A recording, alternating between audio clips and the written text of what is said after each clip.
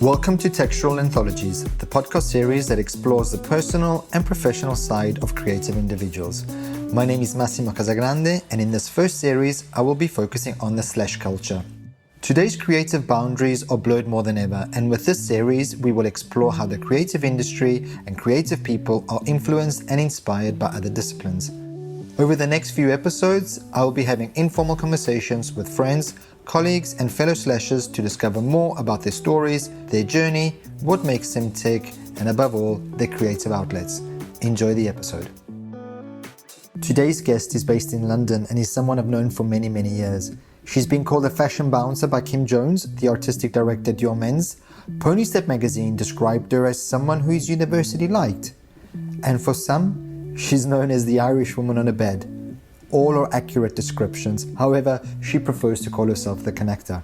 From PA to DJ, from working with not one, but two Freuds, to co-founding the knitwear label SIBLING, becoming a brand ambassador, and now talking about her latest project, the Emergency Designer Network, where, together with designers Phoebe English, Holly Felton and Bethany Williams, they are galvanizing the local production to help create scrubs for the UK hospitals. I'm happy to welcome today's guest, Cozette McCreery. Hey, Coz. Hello. Nice to see you. How are you? Yeah, you can see my hula. Have you been hula hooping? A little bit, but not really. As you know, this podcast series is I've created is to talk to people I know personally, but also mostly to talk about this new slash culture, which actually has been around for quite a while. You know, how we all have different roles and we do different things. I guess jack of all trades, but master of none. I don't know what we are. But, I've got no idea, actually. You know, you've always been someone who's always in the forefront of supporting good causes, young talent. And you were in the paper recently, well, for the past couple of months, in The Guardian, you're in The Telegraph, Vogue, where with Phoebe English and other two designers created the Emergency Designer Network in creating PPEs for the hospitals. Yeah, exactly. Well, basically how it sort of started was Holly Fulton, Phoebe English, and Bethany Williams. They had this idea to start making PPE, well, basically scrubs and gowns for hospitals, because hospitals didn't have scrubs and gowns, and so they kind of like put themselves forward. And well, they originally were working with some people who had like connections to government level. And it was all getting very complicated. And then they put up a little Instagram posting saying if anybody's interested in kind of being a sort of PA for them. But I know Holly. So I got in touch with Holly and just said, you know, if you want somebody, you know, the two projects I had going are dead. Like the whole thing, I have nothing to do. And then we were like talking to like lawyers, all free, which was really great. Everybody gave us all their time. Everyone volunteered, and it became very, very obvious that trying to do PPE in the proper PPE way was sort of impossible for us. We would have had to have got a factory on board. The factory would have had to have made itself completely sterile. There was all these different hoops that the government were trying to push us into. Regulations and... Exactly. And also the frustrating thing was that actually somebody in the government, I'm not sure which governing body it was, had contacted a lot of designers probably 4 weeks before, and factories and garment, you know, people in the garment industry, to say, would you be able to help? And all these people got back, most of them saying, yes, great. And then the government didn't get back. And then meanwhile, you know, talking to, I don't know, whoever, Paul Smith or M&S factory or whoever it was, were literally like saying to us, we've put all our staff on furlough now. So our factory's not open. And we were like, oh, you know, are you kidding? So we then just decided, just before Easter, we were like, sod this, actually, do you know what? We should just do it. So I set up a GoFundMe and we were like, let's just raise some money and just buy some fabric, and let's just see if somebody will be able to make stuff. We'll put a bit of a shout out. And that's sort of how it started. And then, I'm not kidding, it was like 3 months of like feeling you had a show like in like 4 days time. I mean, it was exhausting. And that's where you, as sort of the connector, comes in, because you were sort of going through all your resources and connecting all people together to make this project happen. Yeah, and what I found was really great was, everyone else was, the 3 girls that are also part of this also have their own connections and everything else. And Holly made a connection with a woman called Louise, who looks after a lot of factories and sort of like around the Leicester sort of area, who weirdly ended up being someone I used to go on holiday with when I was a kid.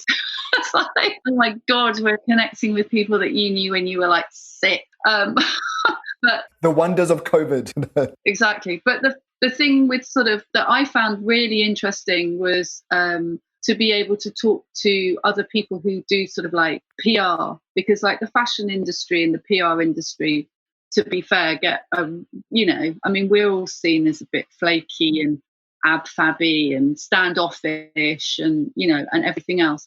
And when it came down to distribution and some like raising money and stuff like that, was actually coming through the heads of PR. Like they were contacting me and saying, is there anything we can do? And I was like, we need money, or we need fabric, or, or we need a van, or all these type of things. And then they were doing, were finding people or using their own like matches. We used their vans. Ukes Net-a-Porter had already set up something called volunteer vehicles, which they'd sort of been doing in Italy, and then they opened it up in the UK. Freight brokers, who are like a courier service that work with DHL, they also work with us. So it was nice because people were thinking outside of their usual ideas. I mean, they've been so supportive. Esquire as well, and British GQ and GQ Style. I mean, they've really kind of helped us with everything from writing stuff for the website to posting, Love magazine as well. What's amazing is how I think what we've discovered through COVID is like the sense of solidarity, where we've all sort of come together. And I think, as you're saying, fashion has proved itself. It's not as frivolous as people think it is. And the good thing is you had the big brands like Burberry, Paul Smith that you mentioned, but also younger independent brands who sort of managed to turn around their factories and produce stuff that was really necessary for there. And even, for example, milliners like Noel Stewart, Stephen Jones, Philip Tracy, turning again their resources into creating the visors. It's fantastic. I mean, I think what people sort of forget with, when you're a small designer, or if you've run, a small design business or a small brand or label, is that, we all work a lot on collaborations because that keeps our brand going. We all work on very strict budgets or no budget, and we support each other. And we also come up with solutions really quickly. There's even the thing now where we're actually working, because Emergency Designer Network, we want it to keep going. We're still getting people asking for scrubs because, unfortunately, hospices and some wards in hospitals just don't have the budgets to be able to spend on scrubs. So, and they're stockpiling a little bit. So we're trying to help, but we're also working with the Royal Free Hospital on a new kind of gown, new kind of scrub, because scrubs are heavy, really heavyweight, and make you super hot. So we're trialing a few new fabrics. And then on the gown, it's to try and make them reusable, because I had no idea that so many garments in the hospitals are one use, single use only, and then they're incinerated. Wow. And that's sort of out of sort of habit and tradition in a weird way. And we couldn't really get to the bottom of like, well, is it a health issue?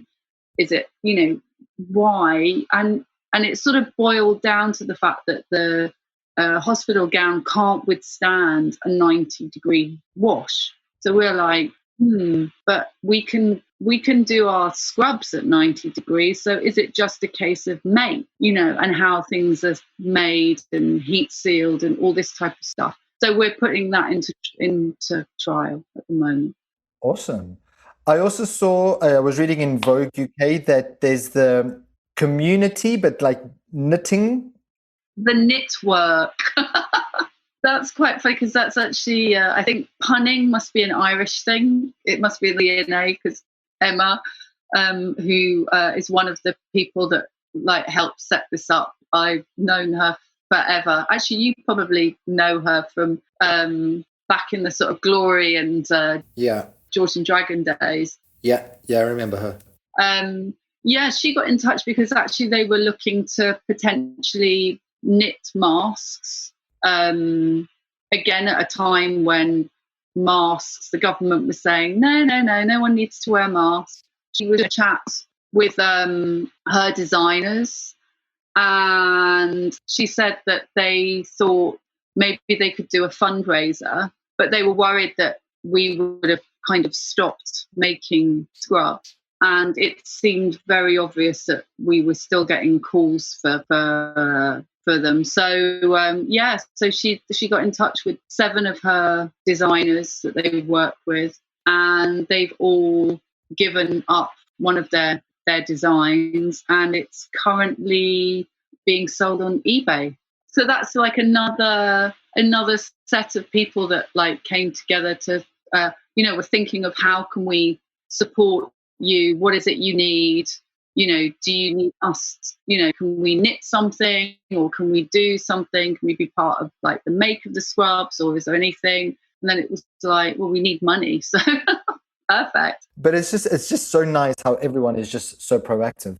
I usually ask this as the first question, but with you, I did want to start off with the Emergency Designer Network.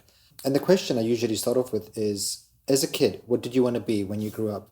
First thing I wanted to be was a train driver, really random. And then I found out that couldn't just become a train driver. You had to work in a ticket office or something. And I was like, nah. And then I was doing ballet from being tiny. I did ballet. So I thought I was going to be a dancer.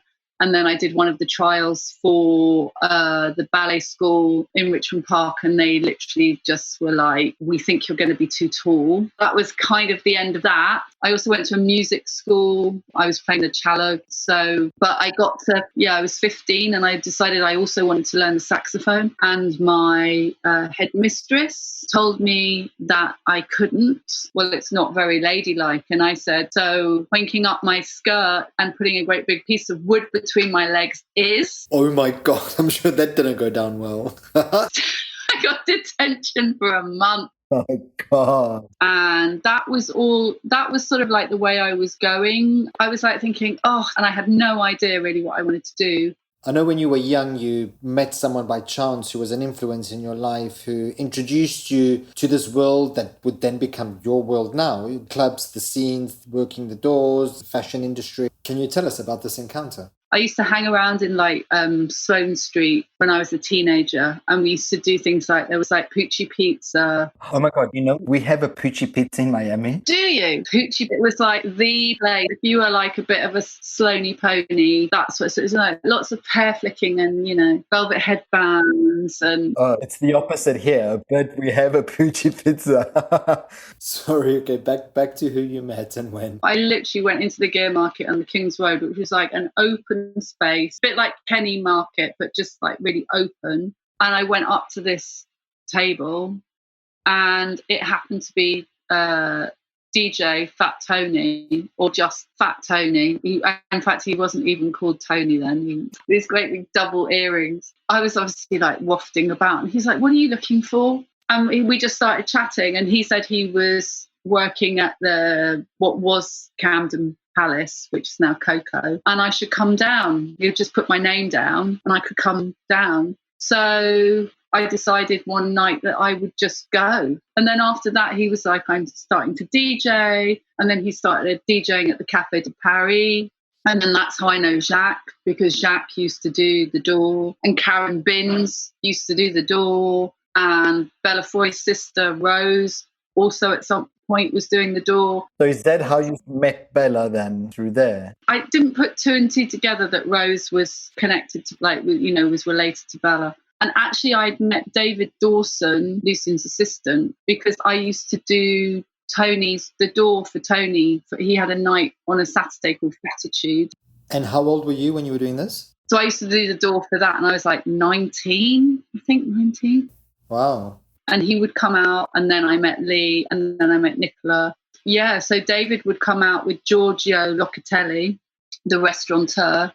David actually asked me then if I would meet, but he didn't say who it was. He's like, I'm an assistant to an artist and he'd like to meet you. I was just like, can't be bothered with any of that. You turned Freud down. Yeah, and I didn't meet Lucian until I started working for Bella. And I actually started working for Bella. I know that there's an interesting story behind you going to work for Bella. Something happened. I'd fallen out majorly with like my sort of first long-term boyfriend. I decided that I was going to go on a kibbutz to piss him off. Like, I'd gone out for a drink with a girlfriend of mine who'd just come back from a kibbutz, and he said something to me about something, and I went, I don't care, I'm going on a kibbutz. And he was like, what? And because I'd said it, I was like, shit, I have to go through it. And I did. And I was working for Jasper Conran at the time. And how long for? I ended up being there about 2.5 years, might have been a bit longer. Wow, that's a long time to get away from a boyfriend. But jokes aside, you then just wrote Bella a letter, didn't you? I wrote her a letter. And what did you say? I haven't been in the fashion industry for like nearly 3 years, and I love what you're doing, and I don't know if you need any help. I can make a cup of tea.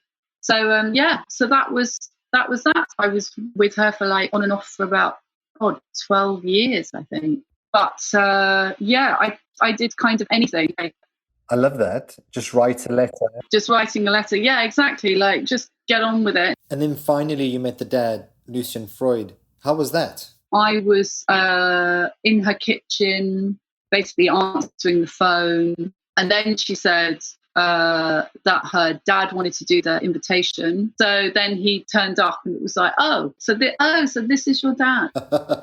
the painting Lucian did for you. How did that change you? What was he like? That painting allowed me to meet like another strong woman I have like huge admiration for, Mary Beard, who I literally fangirled over when she asked if I would be interviewed for the BBC. It's really odd because I knew Lucian as Bella's dad, and I also knew Lucian as someone that I would have lunch with or have dinner with.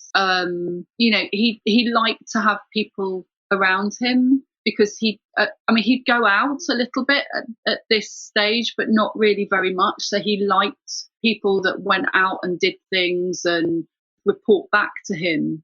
And when did you start sitting for Lucian? So I actually started sitting for him. Bella was working for Jaeger, and Jaeger were bought out, and basically all contracts were void. And Bella had just had Jimmy. I was like thinking, I went from having a job kind of like on the Monday to like the Friday, like not having a job. And then I sort of went home and was like, oh God, like what am I going to do? I got a phone call out of the blue from Lucian laughing. And I was like, what's so funny? And he's like, you're unemployed. And I went, that's not funny. And he went, no, but you can finally sit for me. Yippee! No more excuses. Yeah, there was like nothing. There was no me going, I can't do it because I was doing clubs. There's no Bella going, she can't work for you. She's got too much, And he thought it was hysterically funny. So, so then I sat for him and I agreed to 3 nights a week because it was a night painting. And at the beginning, the painting was smaller because it's actually kind of like life size. It was smaller and Bella was in the front. So it was me at the back. So actually my painting is kind of like, it's the least gynecological a lot of his paintings because I'm like at the back with my legs straight out. Most of that was to do with the fact that Bella, who was closed, was actually kind of curled up in front of me. But I think Bella was only in the picture for maybe about 2 sittings, maybe 3 sittings. And then I went away for a hen do's that go on for like 5 days. I went to one of those. And then when I came back, the canvas was back and the canvas had been made bigger and Bella had been removed. And I remember Lucy and me going, "Where's Bella?" And Lucy was like, "Oh, she's not in it anymore. And you can tell her." I was like, "No, you tell her." But such a sod. Whoa. Oh, wow. But yeah, so then it just became kind of about a picture about me. But everything with it is, I mean, it's difficult. Sitting is tough. How many hours did you have to sit for? Well, sometimes sometimes I would turn up and he'd only actually work with me on the painting for like an hour. Other times, if he felt like it was going well, he would work, for like 8-9 hours, or we might work for a couple of hours and then we'd go and eat at Sally Clark's, or we'd go to Giorgio's. There we go. Giorgio Locatelli, who I spoke about earlier, had opened his own restaurant. So we would go to Giorgio's, so there was, but all of that was kind of around sitting, like actually going out for dinner and going to a party or what have you, just like dropping into, I don't know, like Kate Moss's birthday or whatever. That was part of you sitting for him. I speak like he's still around. And he called the painting Irish Woman on a Bed. So, I mean, Mary Beard actually pointed out something. One of her questions was quite interesting, where she actually pointed out that he very rarely named his paintings unless they were family or they were somebody he'd had like a relationship with. So when you like say things like, has it changed you? I mean, it's for people who know me and know it's me. It sort of made me immortal, to quote a friend of mine, which is sort of right. But if nobody knows that that's me, I'm just Irish woman on a bed with a stabbed pillow and a lot of floating cherries. And where is the painting now? Do you know who owns it? Is it here in the UK or is it abroad? So it's in America. It actually is owned by a woman. And I got to meet her. Aquavella Gallery did an exhibition of Lucian's work called Monumental in New York. And she arrived and she walked in and she was like, "Are you her?" I was like, "Oh my God, are you my owner?" So next time I can get to New York, she wants to meet up. She's had other paintings of his, which doesn't know much about the sort of background to this one. So we were going to have a bit of a catch up.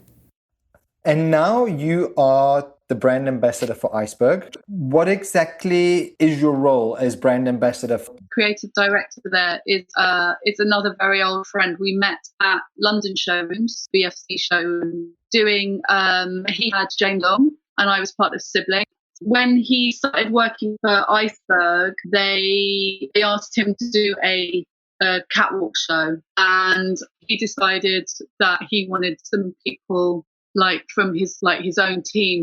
He wanted to bring me and his sister Charlotte in to help out with the show. I helped him with casting, the music, getting some key press down, seeing if there were any VIPs that we could dress, like all of that.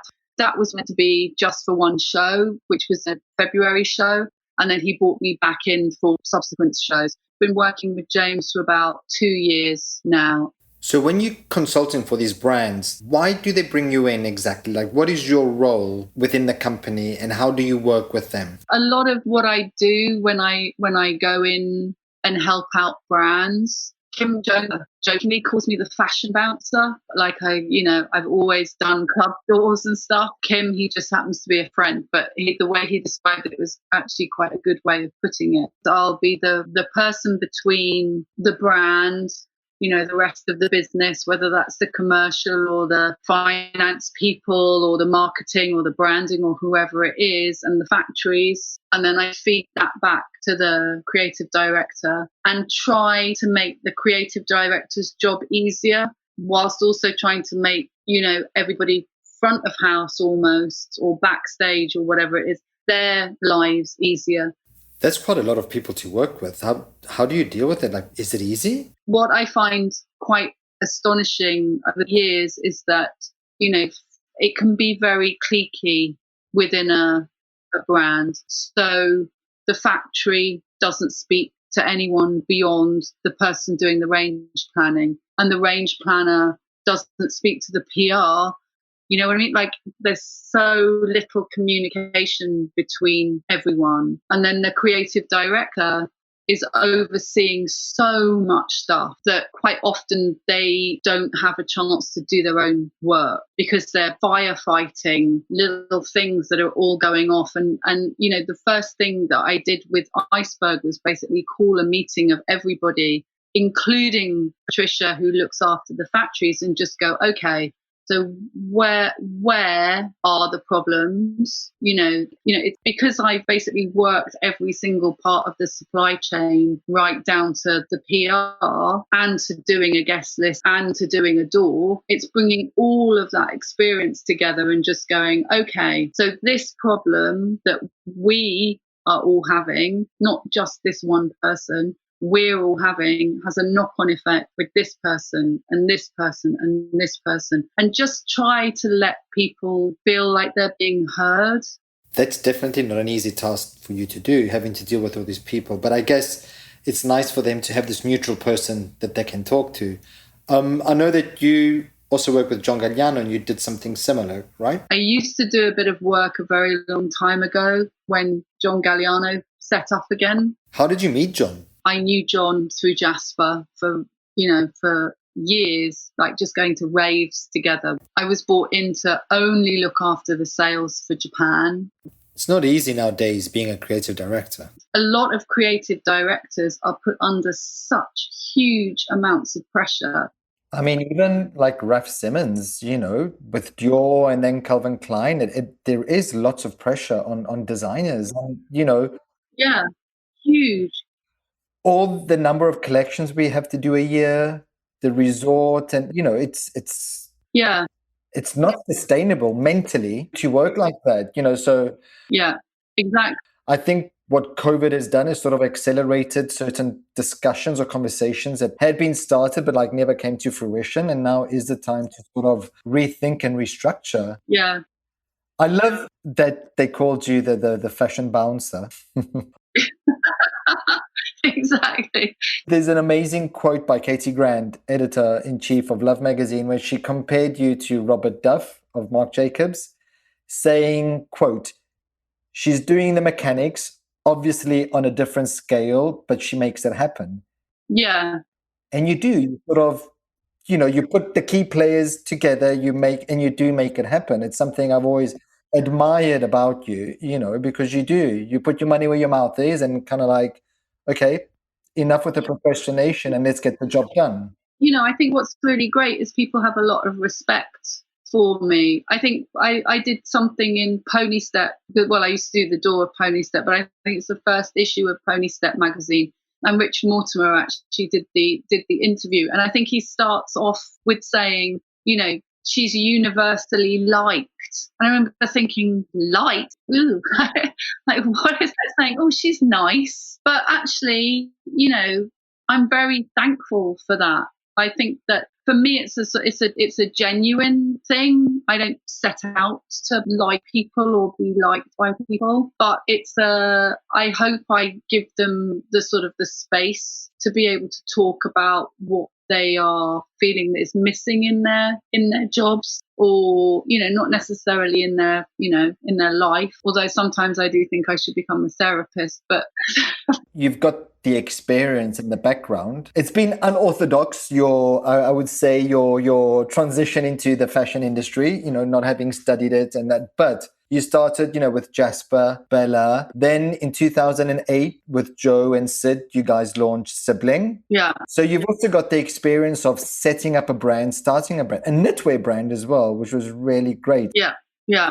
So you've got all that experience, which now you're using, in your other roles, which is fantastic. Yeah. And I think what's been really good about, about sort of like, as I say, a lot of it has been luck, and I have been at the right sort of place at the right time. But I think, I was the one that struck up, Tony and I struck up a conversation, and we're still friends. And, because of him, I ended up on a dance floor with Jasper, and, and all of and because of Jasper, I met John. And, there's all these like little like network. So all these little connections, they all start falling into place. But the thing is that, I'm still friends with Fat Tony now. All these years later, I'm still friends with Jasper now. And it's just keeping those connections going. It's like friendship. And, a few people get, left aside or move on or do something else, and you don't end up in that sort of area again. But, there's so many times that I've gone into things thinking, oh, I don't know anybody here. And then someone will come up and go, oh, hi, Cozette. And I'll be like, where do I know you from? And quite often it's because I did the door at Boombox, so they know me from Boombox. And thank God I let them in and I wasn't a bitch. Or if I didn't let them in, I wasn't a bitch. But that's another important thing. First of all, I think it's down to energy. And you do have, not because I'm talking to you now, but because I know you do have this radiant energy, and you are easy to talk to. Again, going back to these like misconceptions people have of people working in the fashion industry, I think you are one of the most approachable people they are. But also, I think your position, as you're saying, being a door person at, God, what was before Boombox? Was it Golf Sale? No, what? Family was, but I didn't do the door at Family. But I used to DJ at Family. And Golf Sale was kind of brilliant because Golf Sale was all my mates. I mean, from Giles to David Waddington and Pablo, who were running the Bricklayers pub, and then, Richard Batty, who was running the George and Dragon. And then my friend Guy and I then got a residency DJing every Friday at the George, And that's when I first met you, sort of like DJing there, and then the doors at Pony Step and Boombox. And I remember there were people coming from Paris, taking the Eurostar to come to Boombox in Hoxton Square. Yeah. I mean, you sort of a reference point because, for this established figure, for me, I remember seeing you at all these events, and like even now for the younger generation, you still this reference point. And I wanted to ask, like when you look, like when you're DJing now and you see these young kids, the way they dress and the way they behave, are you inspired by what they do? Do you kind of go back to maybe James or somebody else you're working with and saying, oh, I saw this, they're wearing things like this, let's try this? Yeah, and quite a lot of times I'll do, because I'm obsessed with social media. I mean, I'm never off it. I mean, I just love it. I've got I have a very visual brain. I come from a line of people with photographic memories, and I think a lot of my memory is very visual. So that's also made me a good door person, because I could remember if you'd been in or not.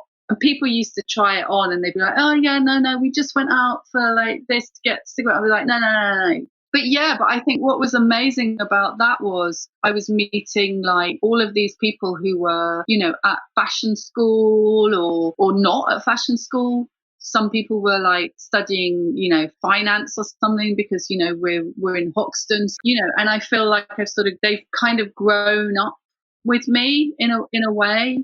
And I love to then, I follow loads of people on Instagram, and I just see what they're, some of them became photographers or stylists or, and I just look at things and I think, oh, that's a really interesting picture. Like, where does that then take me to? If I click on that, will I click on something else? So quite a lot of people come to me and say, I want to do a lookbook, I don't know who to use, and then I'll put people forward, or I'll put models forward. I mean, I often don't get paid for it or get acknowledged for it, but then I'll see something on their Instagram and I'll think, okay, so that worked. I mean, but, sometimes you do it from the goodness of your heart, I guess. It's like, karma. I also, other things I remember about you were, and I absolutely loved, it was you and Rebecca Ward doing the fashion pub quiz. Oh my God, with Jack Sunnux. Oh my God, I loved the fashion pub quiz. I actually saw Jack in December for the Jaw show here in Miami. And do you remember when you used to do the karaoke in the electric showroom? Yes, sing along.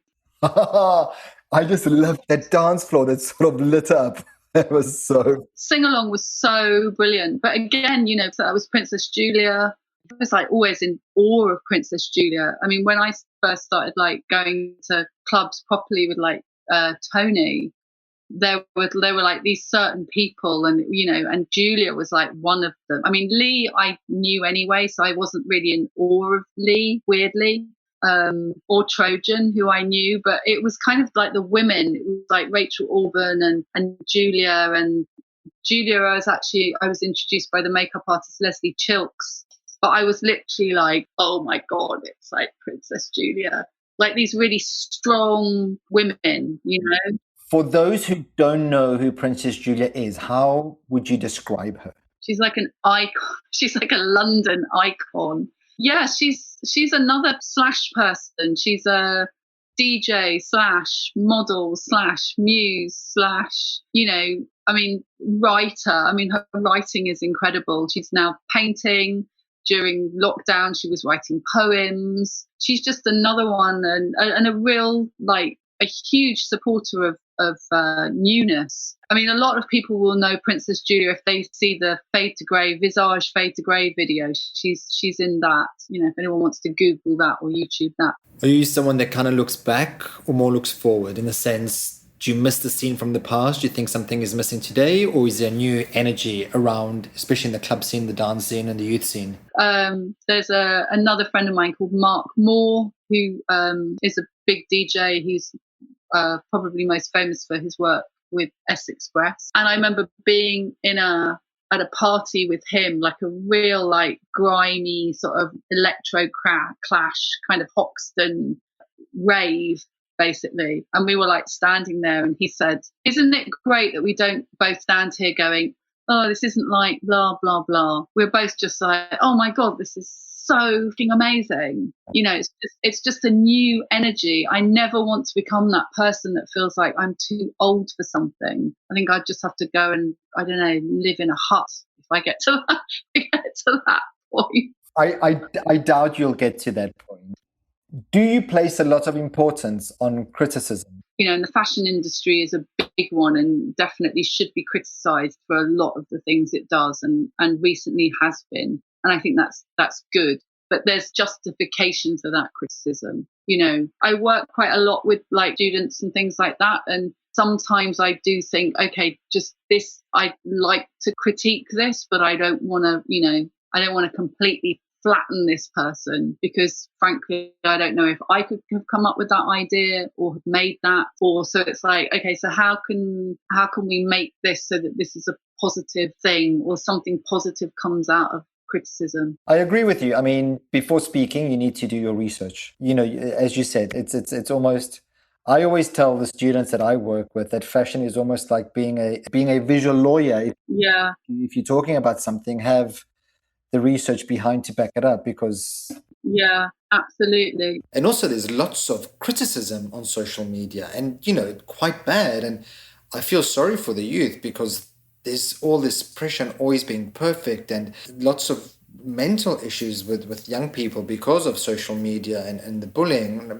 Like, what are your thoughts on that? Yeah, one of the big problems with social media is that you can hide behind it, and you can say these, like, awful remarks, but your handle might be not your name. You can do it kind of anonymously, and your platform is private, so nobody can kind of get, and there's just that sort of trolling kind of things. I mean, to me, that just seems like so much energy, and for what, in a way? I just, half the time, I just want to say to them, like, yeah, but why are you so upset? Here you go, therapist again. That's another slash we're going to add to your name, the therapist. Generally, just slashing away. So what is your opinion on the future of fashion weeks? Are shows going to come back? Are we going to stick to digital? There's so many restrictions now also on how many people can attend a show, how many people we have in a room. What are your thoughts on all of this? There was a good thing in the New York Times actually today, and it's about the kind of unsung people of Fashion Week. Basically, those of us that used to have jobs during showtime, and, COVID, yay! But my friend Jacques, who used to do the door at the Café de Paris back in the day, who I've known since forever through Judy Blame and things like that, he's actually in it and he's quoted in it. And there's that whole thing of, his positive way of thinking about it is if shows come back in September, which from the Milan kind of chats that have been going on, it looks like that's going to happen. And it seems like Chanel wants to do something and Dior Women's want to do something. So should those things come back, that actually the important people are going to be the door people and security. So, it's that kind of thing. But then, because people, I'm on like all these different kind of like fashion things on Facebook and stuff, and everybody goes, you can't have a show. How do you regulate it? Blah, all this type of stuff. And it's like, actually, do you know what? If you invite people to a show and you have staff and you have regulations and you seat them in a way, and it's a job for all these people, including the people that are turning up to the shows, then it's going to be better policed than blooming Soho was last night. Of all the components and all your roles, is there one that sort of is your favorite? Yeah, I mean, what I really like is to be able to kind of like roll my sleeves up and just go, okay, what needs doing, what needs to get done, and what, and how are we going to do this? Not how am I going to do this? For someone who actually, is not very good at delegating when it comes to personal projects myself, having known that from Sibling, it's like, no, I'll just do as much as I possibly can. It's like, how can we make this work better? So I very much like doing that, and I like to be seen. I like it when I see that people are working together in a really good, constructive way, and that the person who's been brought on, if it's a creative director or it's a designer or whoever it is, or the head of press, or whoever it is who's called me in and needs a little bit of backup, because quite often it is they just want to be acknowledged in a lot of times. So for me, that's kind of like the best thing, one of the nicer parts of my job, when I can see things are moving and are working well and people feel supported. And if I've been able to do that, then, or if I've been able to open up this brain and, all of those kind of things. Or if it's just a case of, I know a new photographer who I think you should work with, or there's this model who I've seen who I think you should work with. If I've been able to just, even if they look at it and just go, what the hell is she talking about? At least I maybe have triggered something else off another little chain of events. Of course. And it's rewarding for you when you see sort of the penny drop, or you see that they're taking your advice on board. Like you were saying before, if you go onto the Instagram page and you sort of see something, it's a eureka moment in your head because you know that you've had a part to do with it. Yeah. So it's thanks to you. Yeah, absolutely. And it's nice to feel that you've, like with Emergency Designer Network, I mean, it's so empowering for it to be, women for a start. And, and we decided to do this. And we did it, and it's still going, and we're still talking to each other, and it's not about ego, because, a lot of times in fashion, I mean, I have to say that there is, sometimes I'm brought in because there is one link in the chain whose ego is often bigger than the head designers, and I'm brought in to just try to rebalance things a little bit, yeah, it's so nice when you can do something, and then, with EDN, we get pictures back from people in hospitals and stuff with big thank you signs. I've seen on Instagram because the people have been posting that, and it's so nice. It's such a great initiative. Cozette, thank you so much for rabbiting on as per usual. No. And see you soon. Yes. Thanks for listening to today's episode. I would just like to share with you the website for the Emergency Designer Network, www.emergencydesignerNetwork.org. Go to this page, click on the GoFundMe link, and help support this great initiative. I look forward to inviting you next week to our next episode, so stay tuned, stay safe, and speak soon. Bye.